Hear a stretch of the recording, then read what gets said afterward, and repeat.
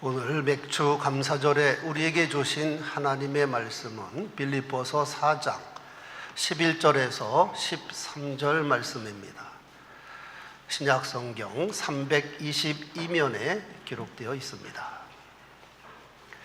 빌립보서 4장 11절에서 13절 말씀 교독하겠습니다. 내가 궁핍함으로 말하는 것이 아니니라. 어떠한 형편에든지 나는 자족하기를 배웠노니 나는 비천에 처할 줄도 알고 궁핍에 처할 줄도 알아. 모든 일 곧 배부름과 배고픔과 풍부와 궁핍에도 처할 줄 아는 일체의 비결을 배웠노라. 13절 함께 내게 능력 주시는 자 안에서 내가 모든 것을 할 수 있느니라. 아멘.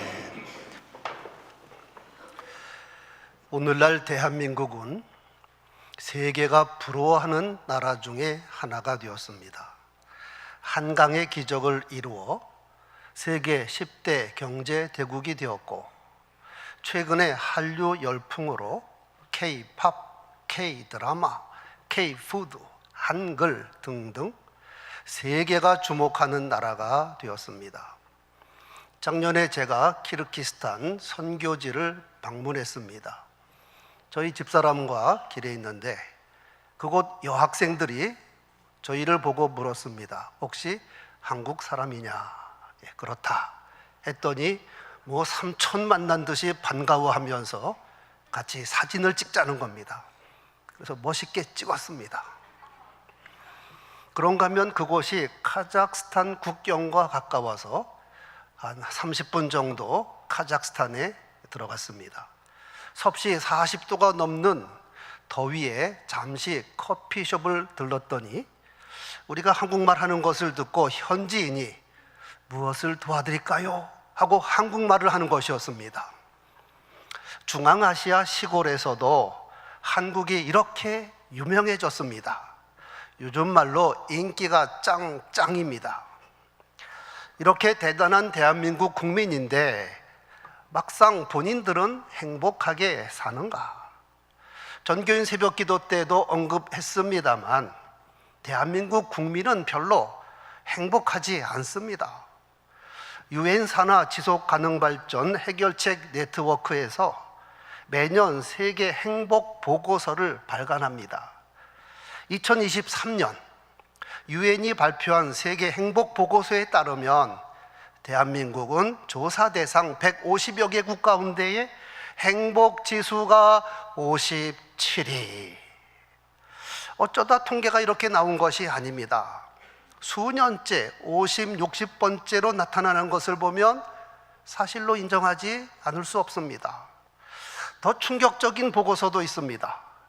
영국 신경제재단과 영국 레스터 대학이 실시한 각 나라 행복 조사에서 대한민국은 조사 대상 178개국 가운데에 102위를 차지했다는 것입니다.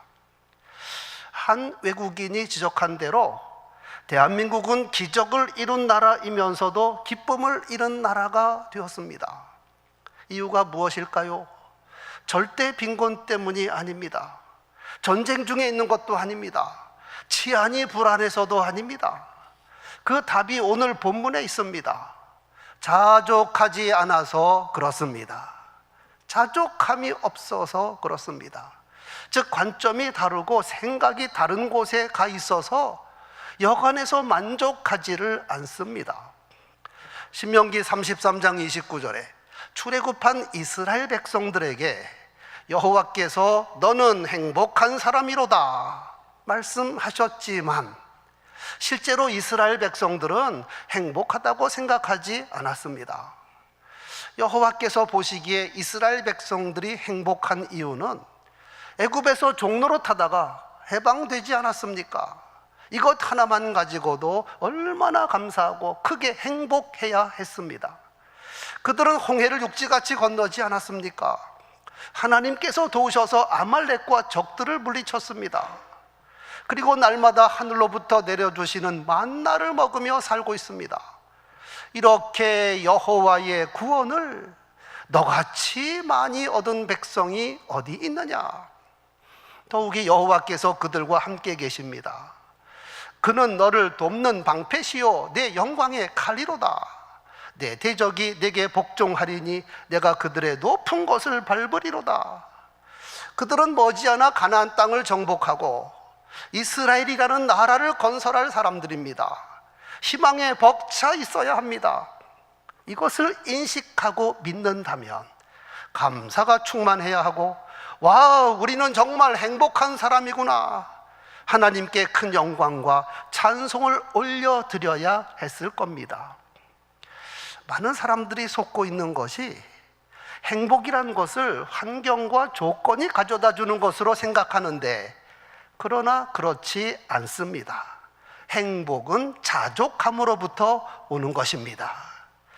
여러분, 편안과 평안은 다릅니다. 편안은 환경과 조건이 가져다 주는 겁니다. 걷다가 자전거 타면 편안합니다. 자전거 타다가 승용차 타면은 더 편안합니다. 이렇게 편안은 잠시 만족감을 가져다 주지만 금방 당연하게 여겨지고 행복으로 이어지지 않습니다. 대한민국 1인당 국민소득이 36,000달러를 넘어서 세계 6위라고 합니다. 일본보다도 앞섰습니다. 그래서 여러분, 3,000달러 때보다 12배 행복하신가요? 300달러 때보다 120배 행복하십니까? 천만의 말씀입니다. 행복은 편안이 가져다 주는 것이 아니라 평안이 가져다 주는 겁니다. 평안이란 하나님과 관계 속에서 있는 그대로를 수용하고 감사하는 겁니다. 그럴 때 세상이 주지 못하는 참된 평강이 임하는 겁니다. 본문의 사도 바울, 지금 로마 옥중에 갇혀 있습니다. 그것도 죄를 지어서 그런 것이 아니라 복음 전했는데 갇혔습니다. 인간적으로 얼마나 억울하겠습니까? 그러나 바울이 불행했나요? 때가 궁핍함으로 말하는 것이 아니라 어떤 형편에든지 나는 자족하기를 배웠나니, 나는 비천에 처할 줄도 알고 풍부에 처할 줄도 알아. 모든 일 곧 배고픔과 배부름과 풍부와 궁핍에도 처할 줄 아는 일체의 비결을 배웠노라. 그러면서 내게 능력 주시는 자 안에서 내가 모든 것을 할 수 있느니라. 이것이 평안입니다. 사도 바울이 터득한 일체의 비결이 뭡니까? 자족입니다. 자족, 스스로 넉넉함을 느낀다. 헬라어로는 아우타르케스. 당시 스토아 철학자들은 사람의 힘으로 할 수 없는 일들을 숙명론적으로 받아들이며 만족하라고 가르쳤습니다. 아우타르케스. 하지만 사도 바울의 자족은 어쩔 수 없어서 만족하는 것이 아니라 능력 주시는 그리스도 예수 안에서 모든 것을 감당함으로 누리는 만족입니다. 즉 자족의 근거가 다릅니다. 스토익은 근거가 없지만 사도 바울은 예수 그리스도 안에서 자족합니다. 또한 자족의 성격이 다릅니다. 스토익은 숙명론적 포기요, 어쩔 수 없는 만족입니다. 그런데 사도 바울의 자족은 하나님의 손길이 비치는 적극적인 만족입니다. 그러므로 성도의 성품에는 반드시 자족이 발달을 해야 합니다. 내 성품에 자족감이 없으면 하나님께서 어떤 은혜를 베푸셔도 감사할 줄 모릅니다. 내 성품에 자족이 발달하지 않으면 천국에 들어간다 할지라도 행복하지 않을 겁니다. 즉 자존과 자족과 감사와 누림, 이거 삼형제입니다. 자족 성품의 사람이 감사할 줄 알고 자족하고 감사하는 사람이 누리며 살기 때문에 행복한 겁니다. 그래서 자족을 이렇게 정의해 봅니다. 현재 조건과 상황에 담긴 하나님의 뜻을 발견하여 그대로 순복하는 것, 있는 그대로 먼저 감사부터 하는 것, 이게 자족입니다. 더욱이 자족이 중요한 것은 자족하는 성품이 있어야 경건한 사람입니다. 디모데전서 6장 6절, 자족하는 마음이 있으면 경건은 큰 이익이 되느니라. 만약 자족 성품이 없다면 경건과 거리가 멀어집니다. 늘 불평불만으로 가득 차 있으면 표정부터 말이 아닙니다. 자기 자신도 못마땅하니 어찌 행복하겠습니까? 사도 바울이 주의 사역을 감당하면서 가시밭길이었습니다. 풍부할 때가 있었나 하면 비천에 처할 때가 많았습니다. 배가 부를 때가 있었나 하면 배 고플 때가 더 많았습니다. 자유로울 때가 있었나 하면 때때로 옥에 갇힐 때도 있었습니다. 그런데 그런 가운데서도 자족하였으니 어떤 형편에서도 기쁨과 감사가 충만했습니다. 이는 내가 능력 주시는 자 곧 그리스도 예수 안에 있기 때문이라. 성도 여러분, 오늘 맥주 감사절을 맞이하여 우리 안에 자족으로 충만하기를 바랍니다. 자족하면 감사하게 되어 있고 감사하면 행복하게 되어 있습니다. 결단코 다른 방법 없습니다. 자족, 감사, 행복, 인생의 중요한 법칙입니다. 그러면 우리들도 사도 바울처럼 자족 성품, 자족하는 성도가 되려면 첫째, 우리의 초점을 조건에 맞추지 말고 주님께 맞춰야 합니다. 우리 인생이 환경과 조건에 얼마나 쉽게 흔들리는지 모릅니다. 대표적인 예를 든다면 선지자 요나의 경우 보십시오. 여호와께서 박넝쿨을 준비하여 요나 머리 위를 가렸습니다. 이에 그늘이 져서 시원합니다. 요나가 박넝쿨로 인하여 심히 기뻐하였더라. 박넝쿨. 그런데 여호와께서 벌레를 준비해서 이튿날 새벽에 그 박넝쿨을 씹게 했습니다. 박넝쿨이 다시 들어버렸습니다. 해가 뜨면서 햇볕이 요나 머리에 쬐니 요나가 혼미하여 주여 내가 사는 것보다 죽는 것이 낫겠습니다. 요나는 하찮은 박넝쿨에 자기의 모든 것을 걸어 놓으니 박넝쿨에 따라서 자기 생명이 왔다 갔다 하는 겁니다. 이런 모습은 비단 요나뿐만 아니라 대부분 인생에게 보편적입니다. 우리는 환경과 조건에 얼마나 쉽게 울고 웃습니까? 우리는 형편에 따라 얼마나 쉽게 변합니까? 적지 않은 사람들이 많은 재물을 갖고 있으면서도 불평불만 가운데 살아갑니다.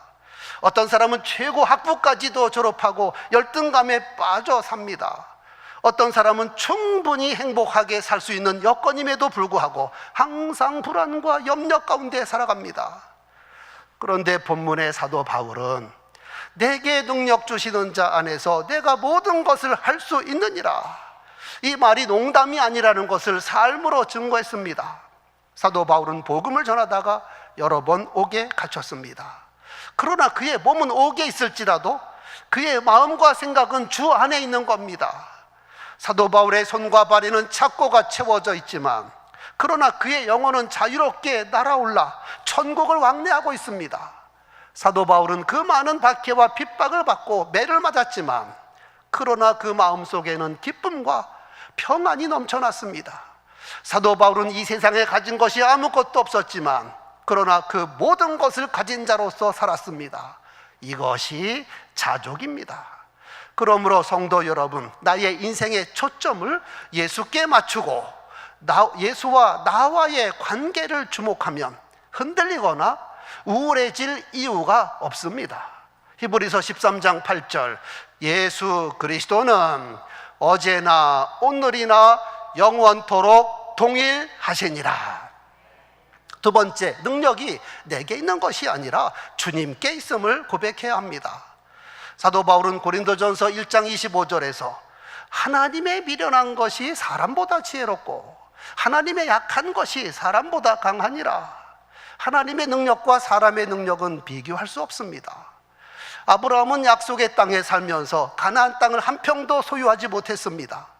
그러다가 자기 아내 사라가 죽었을 때 매장하기 위하여 헷 족속에게 은 400세겔을 주고 막벨라 굴과 거기에 딸린 밭을 샀습니다.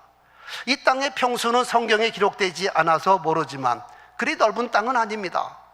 그리고 아브라함이 땅값으로 지불한 은 400세겔은 대단히 큰 돈입니다. 만약 아브라함이 부자랄지라도 자기 전 재산을 털어서 가나안 땅을 샀다면 만분지 1도 사지 못했을 겁니다. 그런데 하나님께서 아브라함에게 약속하시기를 막벨라 굴뿐만 아니라 가나안 땅 전체를, 그것도 공짜로 주시겠다고 약속하셨습니다. 아브라함아, 너 동서남북 바라봐라. 이 땅을 너와 내 후손에게 주리라. 그리고 정말 여호수아 시대에 가나안 땅 전체를 이스라엘 백성들에게 주셨습니다. 아브라함이 자기 힘과 능력으로 땅을 얻으려 했을 때는 불과 몇 평입니다. 그런데 하나님의 능력으로 가나안 땅 전체를 선물로 받았습니다. 40세 모세가 자기 동족을 구원한다고 애굽인을 쳤습니다. 하지만 동족 한 사람도 구원하지 못하고 오히려 살인자가 되어서 미디안 광야로 도망을 갔습니다. 그런데 그 후에 40년 흘러 80세 모세를 하나님 부르셨습니다. 하나님께서 명령하신 대로 애굽에 갔더니 바로가 항복합니다. 애굽에 있는 자기 모든 동족을 한꺼번에 이끌어냈습니다. 모세가 자기 힘으로 한 사람도 구원하지 못했는데 하나님의 능력, 하나님의 말씀 의지하니 동족 모두를 구원하였습니다. 우리가 이 보배를 질그릇에 가졌으니 이는 능력의 힘이 큰 것이 하나님께 있고 우리에게 있지 아니함을 알게 하려 하심이라. 어부 베드로가 밤새 그물을 던졌지만 물고기 한 마리 잡지 못했습니다. 그런데 예수께서 그물을 깊은 곳에 던지라. 베드로가 말씀대로 순종했더니 그물이 찢어지도록 많은 물고기가 잡혔습니다. 베드로는 이 사건을 통하여 내 힘과 능력은 아무것도 아니구나, 능력의 힘이 큰 것이 예수님께 있구나 확실히 깨달았습니다. 사도 바울이 예수 만나기 전에 자기 스스로 구원받고자 부단히 애쓰던 사람입니다. 바리새파의 소속이 되어서 율법을 지키기 위하여 애쓰고 힘썼습니다. 그러나 노력하면 할수록 그의 마음에 평안은 없었습니다. 그러던 그가 예수를 만났고 구원이 사람의 행위에 의한 것이 아니라 예수 그리스도를 믿음으로 구원받는다는 사실을 깨닫고 얼마나 큰 기쁨과 자유를 누렸는지 모릅니다. 너희가 그 은혜를 인하여 믿음으로 말미암아 구원을 받았으니 이는 너희에게서 난 것이 아니요 하나님의 선물이라. 행위에서 난 것이 아니니 이는 누구든지 자랑하지 못하게 하려 함이라. 우리가 자주 좌절하고 불안해하고 만족하지 못하는 주요 원인은 내 능력 의지하고 내 방법 의존하니까 잘 안 되는 겁니다. 그러나 주님을 의지하고 맡기면 자족하게 됩니다. 능력이 주님께 있고 주님께서 이루어 주시겠다고 약속하셨으니까요. 내 길을 여호와께 맡기라. 그를 의지하면 그가 이루시고 내 의를 빛같이 나타내시며 내 공의를 정오의 빛같이 하시리로다. 세 번째, 자족은 초점을 주님께 맞추고 능력이 주님께 있기에 주님으로 인하여 감사하는 것입니다. 앞에서 자족을 정의한 대로 현재 조건과 상황에 담긴 하나님의 뜻을 찾아내 그대로 순복하는 것이다. 있는 그대로 먼저 감사부터 한다. 세상의 완벽한 환경에 사는 사람은 한 사람도 없습니다. 조건으로 행복하고자 하는 사람은 죽을 때까지 행복할 수 없습니다. 왜냐하면 모든 조건이 완벽하게 갖추어지는 일은 세상에 없기 때문입니다. 그러므로 우리는 하나님의 은혜에 먼저 만족해야 합니다. 그리고 감사부터 하는 겁니다. 그러면 행복해집니다. 인생 최대의 불행은 감사 실종입니다. 인생 최대의 저주는 받은 은혜가 마음속에 기억되지 않고 감사를 빼앗긴 사람입니다. 감사가 메마르면 아무리 좋은 것, 귀한 것을 가져도 만족함이 없습니다. 그러나 감사하는 사람은 삶의 부요를 느낍니다. 우리는 이 세상에 아무것도 가져오지 않았고 아무것도 가지고 가지 못합니다. 우리가 먹을 것과 입을 것이 있으면 그것으로 만족해야 합니다. 왜 많은 사람들이 감사가 메마른 삶을 살까요? 한 바가지 감사가 없어서 그렇습니다. 많이도 말고 한 바가지. 여러분, 옛날 수도가 없을 때 펌프를 사용하여 물을 퍼올렸죠. 그런데 한동안 사용하지 않은 펌프는 물이 쭉 빠져서 아무리 펌프질을 하여도 물이 올라오지 않습니다. 땅속에는 엄청난 물이 있음에도 말입니다. 이 물을 끌어올리려면 먼저 한 바가지 물이 있어야 합니다. 마중물. 이 물을 펌프에 붓고 펌프질하면 생수가 계속 솟아나옵니다. 마찬가지로 우리에게 한 바가지의 감사가 있으면, 그래서 이 감사를 은혜의 펌프에 붓고 펌프질을 하면 감사가 펑펑 올라오게 되어 있습니다. 한 바가지의 감사, 이것이 자족입니다. 이것을 깨닫고 실천하는 사람이 자족 성품의 사람입니다. 행복의 조건은 밖에 있는 것이 아니라 내 안에 있습니다. 자족 성품, 이게 일체의 비결입니다. 다시 사도 바울의 고백을 들어보면, 내가 궁핍함으로 말하는 것이 아니라 어떤 형편이든지 내가 자족하기를 배웠나니 내가 비천에 처할 줄도 알고 풍부에 처할 줄도 알아. 모든 일에 배고픔과 배부름과 풍부와 궁핍에도 일체의 비결을 배웠노라. 그러므로 성도 여러분, 우리에게 감사가 샘솟을 때까지 무조건 감사부터 하시기 바랍니다. 먼저 한 바가지 감사를 펌프에 부으면 그거 낭비하는 거 아닙니다. 엄청난 감사를 이끌어내며 우리 삶에 무한한 감사가 솟아나게 하는 겁니다. 이것이 체질화되면 자족 성품의 사람이 되어 어떤 형편과 처지에서도 감사하게 되고, 이렇게 범사에 감사하는 삶을 살면 그 사람이 경건한 사람이요 진짜 행복한 사람이 되는 겁니다. 우리 모두 자족 성품, 자족 성도 되어서 진짜 주 안에서 행복하시기를 축원합니다.